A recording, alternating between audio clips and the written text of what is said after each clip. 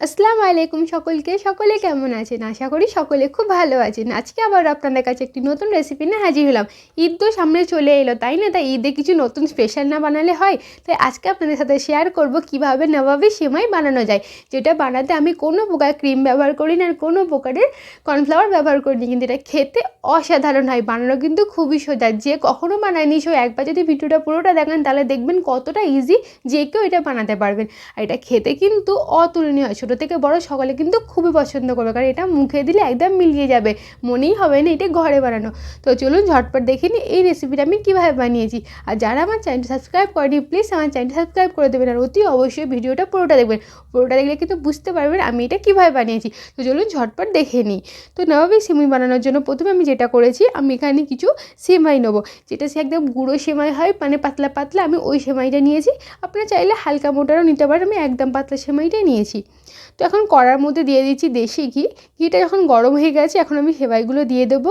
দিয়ে আমরা লো ফ্লেমে একটু ভাজা ভাজা করবো, লাল লাল করে ভাজা ভাজা করে নেবো, যাতে সেমাইটা দেখতে খুব সুন্দর লাগে আর খেতেও কিন্তু ভালো লাগে ভাজা ভাজা করলে। তো দেখতে পাচ্ছেন খুব সুন্দরভাবে ভাজা ভাজা হয়ে গেছে, খুব সুন্দর একটা কালার চলে এসেছে। দেখতে পাচ্ছেন আমি পুরো সেমাইটা কিন্তু লো ফ্লেমেই ভেজেছি, হাই ফ্লেমে দিলে কিন্তু সেমাইটা পুড়ে যেতে পারে, তাই চেষ্টা করবে লো ফ্লেমে ভালো করে ভাজার। যখন ভাজা ভাজা হয়ে গেছে এখন আমি এর মধ্যে দিয়ে দিলাম কাজু বাদাম আর কিশমিশ। তো দিয়ে একটু নাড়াচড়া করে এটা ভাজা ভাজা করলাম। তারপরে দিয়ে দিচ্ছি এখানে 2 কাপ পরিমাপ চিনি। আপনারা চিনিটা চাইলে জলের সাথে বা দুধের সাথে গুলেও দিতে পারেন, আমি সরাসরি ব্যবহার করলাম যাতে চিনিটা একটু ক্যারামেল হয়ে একটা সুন্দর ফ্লেভার আসে। তো চিনিটা দেওয়ার পর হালকাভাবে আমরা নাড়াচড়া করবো। এই পর্যায়ে কিন্তু গ্যাসের ফ্লেমটা কমিয়ে রাখবো, যখন চিনিটা হালকা গুলে আসবে মানে মেল্ট হয়ে আসবে তখন আমরা দিয়ে দেবো জল। আমি এখানে জল ব্যবহার করছি, আপনারা চাইলে দুধও ব্যবহার করতে পারে।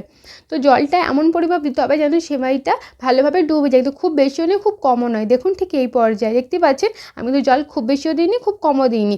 তো একটু নাড়াচাড়া করবেন, কিছুক্ষণ পর দেখবেন এটা কিন্তু জল পুরোটা শুষে নিয়ে যায়। অতি অবশ্যই কিন্তু নুনটা দেবেন, নুনটা দিলে কিন্তু যে যে ব্যালেন্সটা হয় সেই ব্যালেন্সটা খুব সুন্দর হয় মিষ্টির। তো এখন আমি দিয়ে দিচ্ছি একটু এলাচের গুঁড়ো, দিয়ে আরও কিছুক্ষণ নাড়াচাড়া করবো যাতে সেমাইটা যতক্ষণ না ভালোভাবে শুকনো হয়ে যায়। দেখুন নাড়াচাড়া করতে করতে সেমাইটা পুরো জলটা শুষে নিয়ে খুব সহজেই ঝরঝরেভাবে তৈরি হয়ে গেল। দেখতে পাচ্ছেন কতটা ঝরঝরে তৈরি হয়েছে। দেখুন প্রত্যেকটা সেমাই কিন্তু ছেড়ে যাচ্ছে, একটা সেমাই কিন্তু নাড়ু পাকায়নি। দেখতে পাচ্ছেন কতটা ঝরঝরে তৈরি হয়েছে। দেখুন আমি হাত দিয়ে দেখিয়ে দিচ্ছি, দেখতে পাচ্ছেন কতটা ঝরঝরে তৈরি হয়েছে। তো ঠিক এইভাবে রান্না করলে এইভাবে ঝরঝরে তৈরি হবে সেমাইটা। এখন যেটা করব, আমরা একটা পাত্রের মধ্যে দুধ নেব। আমি এখানে 1 লিটার মতো দুধ নিয়েছি। এখন আমি কিছু গোবিন্দভোগ চাল আধ ঘন্টার জন্য ভিজিয়ে রেখেছিলাম, চালটা মিক্সিতে দিয়ে ভালো করে বেটে নিলাম। এখন চালটা দুধের মধ্যে দেবো, দিয়ে সঙ্গে সঙ্গে কিন্তু নাড়তে হবে। চাল গুঁড়োটা দেওয়ার সাথে সাথে যদি না নেন চালটা সঙ্গে সঙ্গে দলা পাকিয়ে যাবে, তাই অতি অবশ্যই দেওয়ার সাথে সাথে নাড়বেন। আমার একটু দেরি হতে তাতেই আমার মনে হচ্ছে একটু দলা তলা পেকে যাচ্ছে, তাই অতি অবশ্যই এক হাতে ঢালবেন আর এক হাতে নাড়তে থাকবেন, তাহলে দেখবেন একদম পারফেক্টলি তৈরি হবে। তো দেখুন কিছুক্ষণ নাড়াচড়ার পর কত সুন্দরভাবে গাঢ় হয়ে গেল আমাদের, ঠিক ফিরনি যেমনভাবে তৈরি হয় সেইভাবেই তৈরি করবে। এখন আমি এখানে দিয়ে দেবো সামান্য কাস্টার্ড পাউডার। আর আপনারা যদি কাস্টার্ড পাউডার না পছন্দ করেন তাহলে আপনার দেওয়ার দরকার নেই, আপনারা নর্মালি রাখতে পারেন, নর্মাল রাখলেও কিন্তু খেতে খুব ভালো হয়। আমি হালকা একটু কাস্টার্ড পাউডার দিয়ে একটু সুন্দর কালার সুন্দর ফ্লেভার আনার জন্য দিলাম। তো কাস্টার্ড পাউডারটা দেওয়ার পরে কিন্তু আমরা গ্যাসের ফ্লেমটা কমই রাখবো, আমরা বাড়াবো না, কন্টিনিউ নাড়াচাড়া করবো যাতে কাস্টার্ড পাউডারটা কোনোভাবে বসে না যায়। তো খুব ভালোভাবে দুটো একসাথে মেখে যাবে, খুব সুন্দরভাবে এটা কিন্তু চালটাও রান্না হয়ে যাবে। এই পর্যায়ে আমরা দিয়ে দেবো স্বাদ মতো চিনি, আর ব্যালেন্সের জন্য একটু দেবো নুন। নুন দিয়ে আমরা কন্টিনিউ নাড়াচাড়া করবো যতক্ষণ না চিনিটা পুরোপুরি মেল্ট হয়ে যায়। চিনিটা মেল্ট হয়ে গেলে আমরা গ্যাসের ফ্লেমটা অফ করে দেবো, আমাদের কাস্টার্ড ফিরনিটা একদম রেডি হয়ে যাবে। তো চিনিটা খুব ভালোভাবে মেল্ট হয়ে গেছে, এখন এটা আমরা সাইডে রেখে দেবো। দেখুন আর কিন্তু আমরা এই পুরো প্রসেসটা গরম গরমই করব। তো সেটার জন্য প্রথমে আমি একটা এখানে কেক টিন নিয়েছি, আপনারা যে কোনো কাঁচের পাত্র বা যে কোনো প্লেট নিতে পারেন। তো একটু ঘি মাখিয়ে নিয়েছিলাম। এখন প্রথমে নিচে একদম দিয়ে দেবো কিছুটা সেমাই, দিয়ে হাত দিয়ে ভালো করে আমরা প্রেস করে পুরো জায়গাটায় বিছিয়ে দেবো। তো প্রথমে আমি সেমাইটা দিয়ে দিলাম। এখন আমরা এর মধ্যে দিয়ে দেবো আমাদের তৈরি করা কাস্টার্ড ফিরনিটা। এখানে আমি কাস্টার্ড ফিরনিটা দিয়ে দিলাম। আমি আবারও বলছি গরম গরম ফিরনিতে এটা কিন্তু করবেন, না হলে কিন্তু ঠান্ডা ঠান্ডা দিলে বসে যেতে পারে, খুব ভালোভাবে সেট হবে না।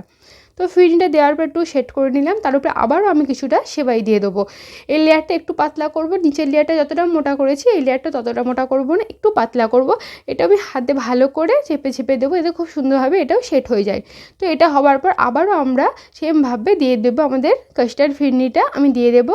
তো এখানে আমি কাস্টার্ড ফিরনিটা আবারও দিয়ে দিচ্ছি। তো কাস্টার্ড ফিরনিটা দেওয়া হয়ে গেছে, এটাও একটু ভালোভাবে সেট করে নেব। সেট করার পর উপর থেকে আমরা কিছুটা সেমাই কাজু যে ছিল কাজু কিশমিশ দিয়ে একটু ভালো করে ডেকোরেট করে নেবো, যাতে দেখতে খুবই সুন্দর লাগে। তো এখানে আমি এগুলো দিয়ে দিচ্ছি। আপনারা চাইলে এখানে শুধু বাদাম কিশমিশও ব্যবহার করতে পারেন, কিন্তু সেমাইয়ের যে বাদাম ভাজা আর কিশমিশটা ওটা দিয়ে করলে কিন্তু দেখতে বেশি ভালো লাগে। তো ব্যাস রেডি হয়ে গেল আমাদের কাস্টার্ডটা। দেখুন কতটা সুন্দরভাবে তৈরি হয়ে গেছে। এখন এটা আমরা ফ্রিজে রেখে দেবো আধ ঘন্টার জন্য। তো আধ ঘন্টা পর দেখতে পাচ্ছেন খুব সুন্দরভাবে এটা চিল হয়ে গেছে। এখন আমরা খুব ধীরে ধীরে এটাকে ডিমোল্ড করে নেবো। আপনারা যদি কোনো পাত্রে করেন তাহলে ডিমোল্ড করার কোনো দরকার নেই, এটা ইজিলি কিন্তু উঠে যাবে। তো দেখুন খুব ইজিলি এটা ডিমোল্ড হয়ে গেল, কারণ এটা খুব সুন্দরভাবে সেট হয়ে যায়। দেখতেই পাচ্ছেন কতটা সুন্দরভাবে সেট হয়েছে, একদম পুরো কেকের মতো সেট হয়েছে। ব্যাস এখন আমরা সুন্দর করে এটাকে কেটে নেবো, একদম হালকা হাতে আমরা এটা কাটবো। দেখতে পাচ্ছেন কতটা সুন্দরভাবে কেটে যাচ্ছে, যেন মনে হচ্ছে কোনো কেক কাটছি, তাই না? দেখলেন কতটা ইজি একটা রেসিপি। আমরা এখানে কোনো ক্রিম ব্যবহার না করে কত সুন্দরভাবে আমাদের তৈরি হলেই নেওয়া এই সেমাইটা, যেটা খেতে কিন্তু দুর্দান্ত হয়। আর মাত্র হাতে 30 মিনিট থাকলেই যথেষ্ট এই রেসিপিটার জন্য। তো অতি অবশ্যই জানাবেন আপনাদের এই ভিডিওটা কেমন লাগলো। অতি অবশ্যই ঈদে এইটা বাড়িতে বানান, সকলের সাথে এনজয় করুন, ছোটো থেকে বড় দেখবেন সকলে খুবই পছন্দ করবে। তো রেসিপিটা কেমন লাগলো অতি অবশ্যই জানাবেন, আর চ্যানেলটা সাবস্ক্রাইব করতে ভুলবেন না। এটা দেখাবে আপনার সাথে আবারও আমার নেক্সট ভিডিওতে। ভালো থাকবেন, সকলকে অ্যাডভান্স ঈদ মুবারক।